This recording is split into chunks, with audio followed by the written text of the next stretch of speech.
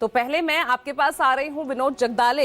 ये अजब गजब अप्रत्याशित जो गठबंधन हमें मुंबई की सियासत में एक स्थानीय चुनाव के लिए जो देखने को मिल रहा है, सबसे पहले तो मौजूदा स्थिति बता दीजिए। इतना गड़बड़ जाला, इतनी कंफ्यूजन यहां पर है कि एक्शन भी हुआ, कार्रवाई भी की गई, अब उसके बाद मौजूदा तस्वीर क्या रहेगी वो भी बता दीजिए।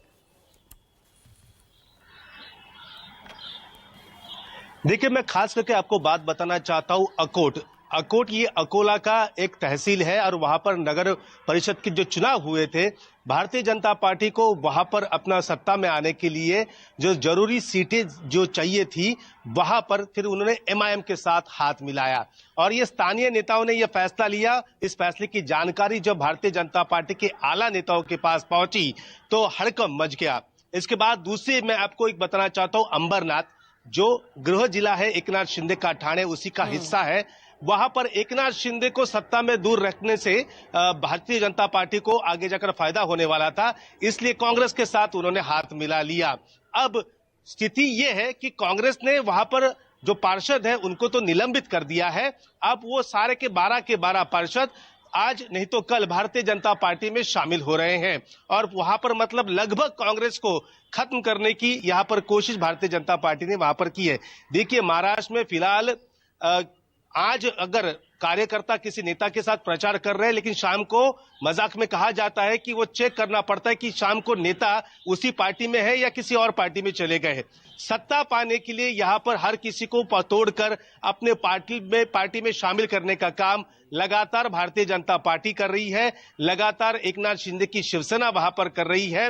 विपक्ष इन्हें चाहिए ही नहीं, इस तरीके का काम यहां पर फिलहाल महाराष्ट्र में दिखता आ रहा है। आपने देखा ही होगा कि अभी जो चुनाव होने वाला है 15 जनवरी को, लगभग 29 महानगर पालिका की 66 सीट पर निर्विरोध चुनाव हुए। वो कैसे हुए इसका जवाब किसी के पास नहीं है।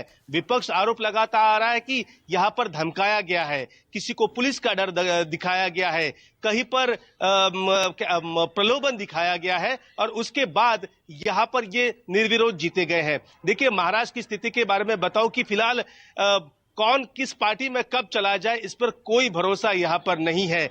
जिस एमआईएम के खिलाफ भारतीय जनता पार्टी हमेशा राजनीति करती है, उसी एमआईएम को उन्होंने साथ में लिया। कांग्रेस को खत्म करने की बात हमेशा की जाती है। देश के प्रधानमंत्री हो या फिर अमित शाह हो, गृह मंत्री, वो सब कहते हैं कि कांग्रेस मुक्त भारत हमें यहाँ पर करना है, लेकिन सत्ता के लिए एकनाथ शिंदे को दूर रखने के लिए यहाँ पर हाथ मिलाया गया है कांग्रेस के साथ। महाराष्ट्र की मैं आगे आपको बताना चाहता हूं।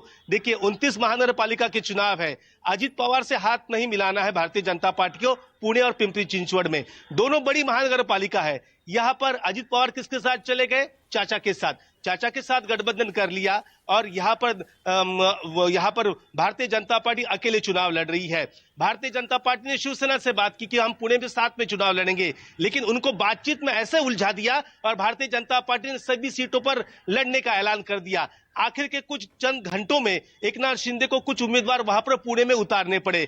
तो इस प्रकार का खेला है। सत्ता में महायुति में तीनों पार्टियां साथ हैं, लेकिन अधिकतर जगहों पर वो अलग अलग लड़ रहे हैं। सिर्फ मुंबई, ठाणे और कल्याण डोंबिवली को छोड़कर कहीं भी एकनाथ शिंदे का और इनका, कोल्हापुर को छोड़कर वो छोटी महानगर पालिका है, लेकिन हर जगह पर सब अलग अलग लड़ रहे हैं। और जो भी कोई पार्टी से उन्हें अपनी पार्टी में ले रहा है, एक ही बात कह रहे हैं कि विकास के लिए मैं जा रहा हूं। कोई नेता ऐसे हैं कि कल तक कहते कि भारतीय जनता पार्टी में कभी मत जाना और वहां जाना सही नहीं है, वही नेता शाम को भारतीय जनता पार्टी में चला जाता है। उद्धव ठाकरे के कई समर्थक, कई नेता फिलहाल शिंदे के पास है। तो कुल मिलाकर हम ये कह सकते हैं कि महाराष्ट्र की राजनीति की एक अच्छी छवि कहीं नहीं जा रही है। ये दो जो घटनाएं सामने आई है, अकोट में एमआईएम के साथ हाथ मिलाना, अंबरनाथ में कांग्रेस के साथ हाथ मिलाना, ये भारतीय जनता पार्टी की जवाबदेही है। वो जवाब दे ऐसा क्यों हुआ है। बिल्कुल, अब ऐसा हुआ क्यों है और एक स्थानीय चुनाव के लिए इस तरह से वो गठबंधन सामने आ रहे हैं जिसको दूर दूर तक कोई सोच भी नहीं सकता।